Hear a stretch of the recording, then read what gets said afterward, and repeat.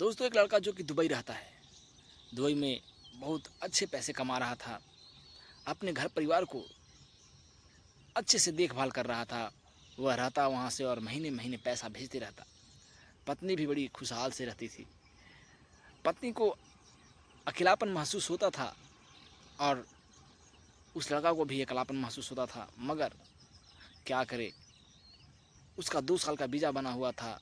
वो 2 साल का इधर नहीं आ सकता था। इधर जो पत्नी होती है उसे वह अकेली महसूस करती है, और जब महसूस करती है तो उसके जो अभी जवान थे उसे प्यार मोहब्बत करने का मन करता है और वो किसी लड़के से प्यार कर बैठती है। अब जो लड़की होती है वो एक जूस वाले से करने लगती है और में इतना नज़दीकियाँ बढ़ जाती है कि दोनों संबंध बनाने लगते हैं। और जब संबंध बना लेते हैं तो 9 महीने के बाद जो होता है वो बहुत ही हैरान करने वाली बात होता है। दोस्तों, इस कहानी को आप अंत तक देखिएगा, सुनिएगा। ये कहानी बहुत ही मार्मिक होने वाली है। इससे पहले कि अगर आप मेरे चैनल पर नए हैं तो चैनल को सब्सक्राइब कर दीजिए, लाइक कर दीजिए। आपके एक लाइक से हमें बहुत ही हौसला मिलती है। तो चलिए दोस्तों, कहानी को शुरू करते हैं। दोस्तों, ये कहानी बिहार के एक छोटे से गांव की है।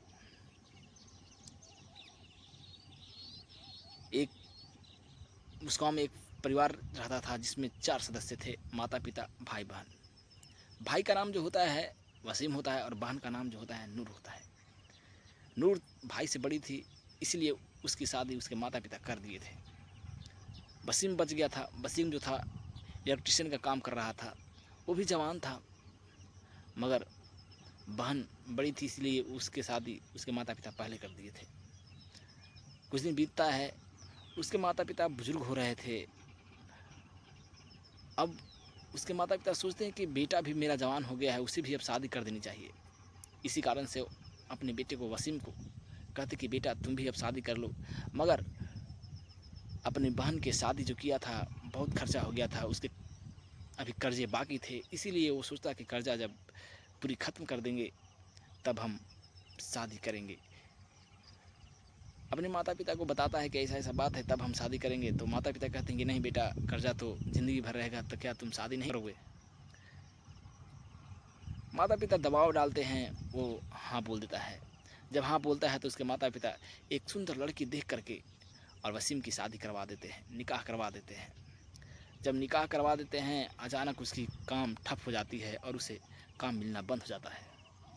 दोस्तों, फिर एक दिन की बात है कि उसका दोस्त दुबई रहता है। वो फ़ोन करता है कि देखो, तुम अगर दुबई आना चाहते हो तो आ जाओ, हम तुम्हारे खर्चे पूरे दे देंगे और यहाँ तुम्हें काम अच्छे ढंग से मिल जाएगा। दोस्तों, लड़का वसीम जो होता है दुबई चला जाता है और अपनी पत्नी को समझा देता है कि देखो, तुम मेरे माता पिता को अच्छे से रखना, अब बुजुर्ग हो गए हैं, तुम भी अच्छे से रहना, क्योंकि अभी तुम्हें यहाँ ज़्यादा दिन नहीं हुआ है। वो 6 महीने में था, इसलिए वो समझा दिया था। वो दुबई चला जाता, उसका परिवार खुशहाल हो गया था। अब उसकी पत्नी अच्छे से रहने लगी थी। दोस्तों, क्या होता है कि जवान थी, वसीम भी जवान था, और जो पत्नी का नाम होता है वो नाजिया होता है। नाजिया भी जवान थी। 6 महीने साथ में रही थी, फिर भी किसका मन करता है कि हमारे पति हमें अकेला छोड़ करके फॉरेन कंट्री में रहे, विदेश में रहे। दोस्तों, जब भी सोती थी तो याद में करवटें बदलते रहती थी। उसे हमेशा अकेलापन महसूस होता था। सोचती, हमारे नसीब में क्या है, पैसे तो मिल रहे हैं मगर प्यार किसी का नहीं मिल रहा है। उसकी इच्छाएं अब जागती है, काम वासना जागती है, और उसे अब किसी लड़के की आवश्यकता होती है। उसकी हवस को मिटाने के लिए एक लड़का की आवश्यकता पड़ती है और वो अब लड़के की तलाश में लग जाती है। दोस्तों, उसी गांव में एक जूस वाला आया करता था अपने गाड़ी से और गांव में बेचा करता था। उस लड़के का नाम प्रभात होता है। प्रभात प्रतिदिन की तरह सुबह शाम वहाँ पर जूस का ठेला गांव में लगाया करता था और ये भी नाजिया जो होती है जूस पीने के लिए वहाँ पर जाती है। प्रतिदिन ऐसे ही जाती है और जो प्रभात होता है, दोनों में देवर और भाभी का रिश्ता हो गया था। भाभी भाभी प्रभात कहते रहता था। नाजिया भी मर मजाक किया करती थी। अब उसके नज़र में यही चढ़ जाता है कि अब प्रभात को किसी तरह से हाथ में लेना होगा और नाजिया इतनी खूबसूरत थी कि प्रभात भी इसे चाहने लगा था। दोस्तों, एक दिन जो होता है, नाजिया जूस के लिए लेट से पहुंचती है और उस समय जूस ख़त्म हो जाता है। तो प्रभात कहता है कि से अब तो जूस ख़त्म हो गया है, आप पहले बताए ही नहीं, इसलिए आपको प्रतिदिन जूस चाहिए, आप हमें नंबर दे दीजिए, हम जैसे ही आप यहाँ पर आएंगे आपको फ़ोन कर देंगे या आप मुझे फ़ोन कर दीजिएगा, हम एक रख देंगे पैक करके। नाजिया कहती है कि ठीक है, ठीक ही बोल रहे हैं। दोनों नंबर एक्सचेंज करते हैं और फिर नाजिया वहाँ से चली जाती है। और जब भी प्रभात आता तो नाजिया के फ़ोन करता। नाजिया भी अगर प्रभात को कभी लेट होता तो नाजिया भी पूछती कि क्या आज तुम नहीं आओगे। अब धीरे धीरे दोस्तों, जूस के लिए ही नहीं बल्कि छोटे मोटे कामों के लिए और ऐसे भी अब धीरे धीरे नंबर था, दोनों चैट करने लगे। चैट करते करते दोनों इतनी गहराई तक पहुंच गए कि बताया नहीं जा सकता है। अब दोनों जब भी जाते हंसते बोलते बतियाते मर मजाक करते। अब धीरे धीरे दोनों की कुछ भी बातें होती थी, जैसी भी बातें हो वो दोनों बातें कर लेते थे। दोस्तों, अब जो होता है, नाजिया प्रभात को चाहने लगती है और प्रभात भी नाजिया को चाहने लगता है। एक दिन चैट पर दोनों बातें करते हैं और अपने दिल की बात शेयर कर देते हैं।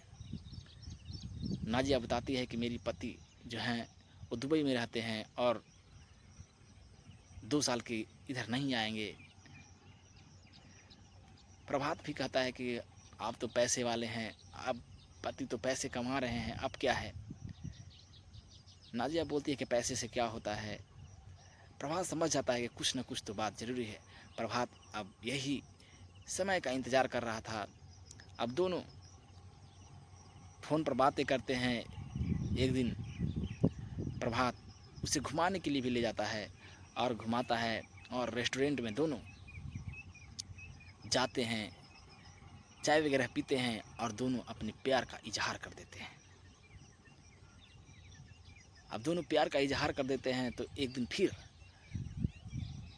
नाजिया फ़ोन करती है, समाचार लेती है और फिर प्रभात के मन में अब कुछ और चल रहा था।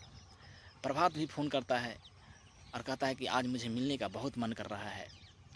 फिर प्रभात एक होटल में ले जाता है और ले जाने के बाद